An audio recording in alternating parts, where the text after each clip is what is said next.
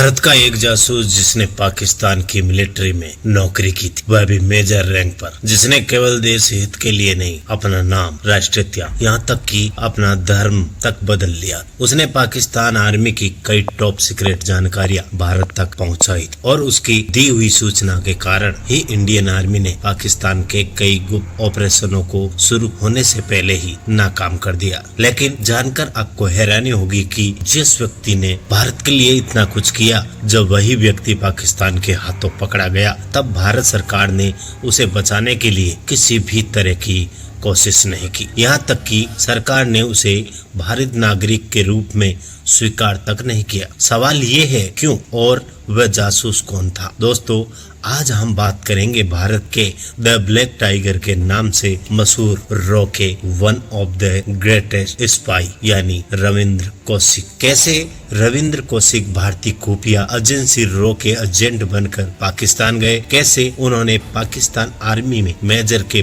पद पर नौकरी हासिल की और पूरे 8 साल तक सेवा करने के बाद आखिर कैसे वे पाकिस्तानी आर्मी के हाथों पकड़े गए और पकड़े जाने के बाद उनका अंतिम अंजाम क्या हुआ। आज इस पूरे मामले की सारी जानकारी हम आपको विस्तार से बताएंगे। हम आपको लेकर चलते हैं 11 अप्रैल 1952 को राजस्थान के श्री गंगानगर जिले के एक ब्राह्मण परिवार में रविंद्र कौशिक नाम का जन्म हुआ। उनके पिता JM कौशिक भारतीय वायुसेना में अधिकारी थे और उनकी माँ कमला देवी एक गृहिणी थी। रविंद्र 4 भाई बहनों में दूसरे नंबर पे थे। बचपन से ही रविंद्र को अभिनय का बहुत शौक। उनके पूरे परिवार के मन में देश के प्रति गहरा प्रेम था। एक देश किसी देश के लिए कितनी बड़ी संपत्ति होता है, ये बात रविंद्र ने अपने जीवन से साबित कर दी। रविंद्र कौशिक का घर भारत पाक सीमा से सटे इलाके में होने के कारण उन्होंने 1965 और 1971 के भारत पाक युद्धों को बहुत नजदीकी से देखा था। इन दोनों युद्धों में भारतीय सेना ने पाकिस्तानी सेना को करारी शिकस्त दी थी। इन घटनाओं ने रविंद्र के बाल मन को गहराई से प्रभावित किया। तभी से उन्होंने तय कर लिया था कि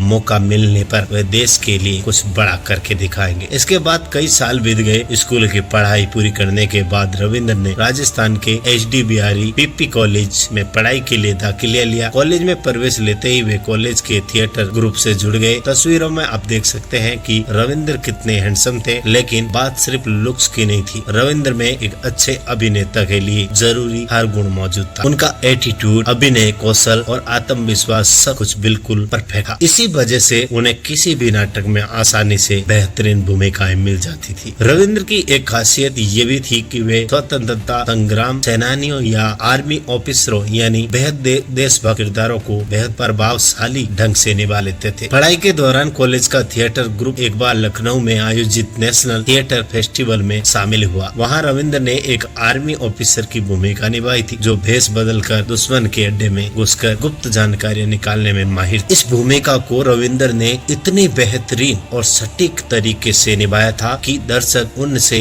अपनी नजरें हटा ही नहीं पाए। सभी को लगा कि ये लड़का बड़ा होकर एक दिन बहुत बड़ा अभिनेता बनेगा, लेकिन किस्मत ने उस दिन रविंद्र के लिए एक बिल्कुल अलग कहानी लिखी थी। जिस दिन रविंद्र मंच पर अभिनय कर रहे थे, उसी समय दर्शकों के बीच में कुछ रॉ अधिकारी भी मौजूद थे। रविंद्र का अभिनय देखकर वे अधिकारी इतने प्रभावित हुए कि उन्होंने तय कर लिया कि प्रदर्शन खत्म होने के बाद वे रविंद्र को नौकरी का प्रस्ताव देंगे। थिएटर खत्म होते ही जैसे ही रविंद्र मंच से नीचे उतरे, एक अधिकारी ने जाकर उनसे व्यक्तिगत रूप से बात की। उस अधिकारी ने रविंद्र को एक सरकारी नौकरी का ऑफर दिया, लेकिन वह नौकरी क्या होगी और कहाँ होगी, इसकी कोई भी जानकारी उस समय रविंद्र को नहीं दी गई। बस इतना कहा गया कि पहले उन्हें एक इंटरव्यू के लिए दिल्ली आना होगा। जब रविंद्र दिल्ली पहुंचे तो उन्हें बताया गया कि उन्हें रॉ एजेंट के रूप में नौकरी करने का प्रस्ताव दिया जा रहा है। रविंद्र को खुफिया एजेंसियों के बारे में बस थोड़ी बहुत जानकारी थी, लेकिन रॉ के बारे में उन्हें कोई स्पष्ट जानकारी नहीं थी। तब अधिकारियों ने उन्हें पूरा मामला साफ साफ समझाया कि भारत का जासूस बनकर उन्हें पाकिस्तान जाना होगा, वहां अंडर कवर रहकर गुप्त जानकारियां इकट्ठा करनी होंगी और फिर वे जानकारियां भारत भेजनी होंगी। इस काम में कितना जोखिम है और पकड़े जाने पर उसके साथ क्या क्या हो सकता है, इसकी एक बुनियादी जानकारी उसे दी। उस समय रो पाकिस्तानी में अपना नेटवर्क और मजबूत करने के लिए ऐसे व्यक्ति की तलाश में था जिसके भीतर देशभक्ति, आत्मविश्वास और अभिनय कौशल सब कुछ मौजूद हो। रविंद्र को देखकर उन्हें लगा कि वह इस मकाम के लिए बिल्कुल परफेक्ट है। काम की सारी जानकारी सुनने के बाद रविंद्र अच्छी तरह समझ गया था कि अगर वह इस बार इस मिशन से जुड़ गया तो उसे पूरी जिंदगी छिपकर हर पल जान के खतरे के साथ जीना पड़ेगा। वह अपने परिवार दोस्तों को भी इस बारे में कुछ नहीं बता पाएगा, लेकिन देश के प्रति उसका प्रेम इतना गहरा था कि उसने ये काम स्वीकार कर दिया। 1973 में रविंद्र ने अपनी बीकॉम की डिग्री पूरी की। उसके बाद वह नौकरी का बहाना बनाकर राजस्थान से दिल्ली आ गया। फिर उसे दिल्ली से अमृतसर भेजा गया। अमृतसर में उसकी 2 साल तक ट्रेनिंग चली, जहां रविंद्र को एक विशेष मिशन के लिए तैयार किया जा रहा था। उसका काम ये था कि उसे एक अंडर कवर एजेंट बनकर पाकिस्तान जाना होगा और वहां से टॉप सीक्रेट जानकारियां इकट्ठा कर भारत भेजनी होगी। सिर्फ जानकारी भेजना ही नहीं, बल्कि उसे पाकिस्तानी सैन्य गतिविधियों पर भी लगातार नजर रखनी। और क्योंकि उसे पाकिस्तान में लंबे समय तक रहना था, इसलिए उसे वहाँ की लोकेशन, इतिहास, संस्कृति, धर्म और बोलचाल के तरीके, इन सभी चीजों की गहन ट्रेनिंग दी जा रही। ट्रेनिंग के दौरान रविंद्र नियमित रूप से कुरान पढ़ते थे, नमाज अदा करते थे और किसी को भी उन पर शक न हो, इसके लिए उन्होंने पूरी तरह इस्लामी जीवन शैली अपना ली थी। यहाँ तक कि संदेश से बचने के लिए उनका विधिवत खतना भी कराया गया। हालांकि 2 साल की ट्रेनिंग पूरे होने के बाद भी उन्हें सीधे पाकिस्तान नहीं भेजा गया। रविंद्र की क्षमताओं को परखने के लिए पहले उन्हें 7-8 अलग अलग देशों में छोटे छोटे मिशन पर भेजा गया। इसी दौरान यूएई और सऊदी अरब जैसे देशों में वे जासूस के रूप में काम कर रहे थे।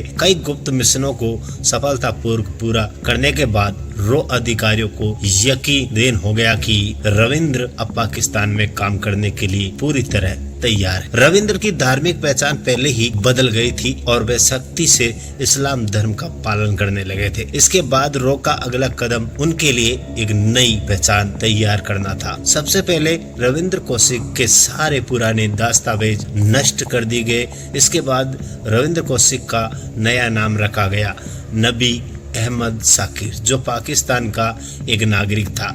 इसी नाम से पाकिस्तान में उनका राशन कार्ड बनवाया गया और वहां उनके रहने की व्यवस्था भी कर दी गई। पाकिस्तान पहुंचने के बाद कौन उनकी मदद करेगा और वहां रहकर वे रो से नियमित संपर्क कैसे बनाए रखेंगे, इन सभी बातों की उन्हें पूरी जानकारी दी गई। आखिरकार 1975 में उन्हें पाकिस्तान भेज दिया गया। पाकिस्तान पहुंचते ही रविंद्र का पहला काम था एक मजबूत नेटवर्क तैयार करना। उन्होंने समाज के प्रभावशाली लोगों से दोस्ती की और उनके साथ अच्छे संबंध बनाए। उन्हें खुद को एक आम आदमी, पाकिस्तानी नागरिक के रूप में समाज में स्थापित करना था। पाकिस्तान में शुरुआती दिनों में रविंद्र एक सामान्य व्यक्ति की तरह ही जिंदगी जी रहे थे। वह सबसे पहले कराची यूनिवर्सिटी में LLB में दाखिला लेता है। कॉलेज में वह बहुत से दोस्त बनाता है और हमेशा सबके साथ घुल मिल कर रहता है। यहाँ तक कि रविंद्र ने छोटी मोटी कई नौकरियां भी की थी, लेकिन जिस मकसद से उसे पाकिस्तान भेजा गया था, यानी पाकिस्तानी सेना की टॉप सीक्रेट जानकारियां इकट्ठा करना, वह काम अभी तक शुरू नहीं हो पाया। वह समझ नहीं पा रहा था कि इस मिशन की शुरुआत कहां से करें। एक दिन कराची यूनिवर्सिटी के कैंपस में बैठकर चाय पीते हुए जब वह अखबार पढ़ रहा था, तभी उसकी नजर एक ऐसी खबर पर पड़ी जो उसके लिए एक गेम चेंजिंग अवसर साबित हुई। उसने देखा कि अखबार में पाकिस्तानी सेना में भर्ती का एक विज्ञापन छपा हुआ था। रविंद्र ने इस मौके को हाथ से जाने नहीं दिया। उसने सबसे पहले भारत में मौजूद रो को जानकर दी कि वह पाकिस्तानी सेना में शामिल होना चाहता है। रो से ग्रीन सिग्नल मिलने के बाद रविंद्र ने उस नौकरी के लिए आवेदन कर दिया। किस्मत से वह शारीरिक परीक्षा पास कर गया और उसे वह नौकरी भी मिल गई। नौकरी मिलने पर वह बेहद खुश था, क्योंकि उसे पता था कि सेना में रहकर जो जानकारियां उसको इकट्ठा कर सकेगा वह कहीं और से संभव नहीं थी। रविंद्र ने सबसे पहले पाकिस्तानी सेना में एक कमीशन ऑफिसर के रूप में ज्वाइन किया, लेकिन सेना में शामिल होते ही वे तुरंत जानकारियां इकट्ठा कर भारत भेजने नहीं लगा, क्योंकि ऐसा करने से उस पर शक हो सकता। इसलिए उसने बहुत चतुराई से सबके साथ गहरी दोस्ती बनाई, अपनी पहचान और संपर्क बढ़ाए और सभी के साथ मिलजुल कर काम किया। धीरे धीरे उसने बड़े बड़े अधिकारियों से लेकर कमांडरों तक का भरोसा जीतना शुरू कर दिया।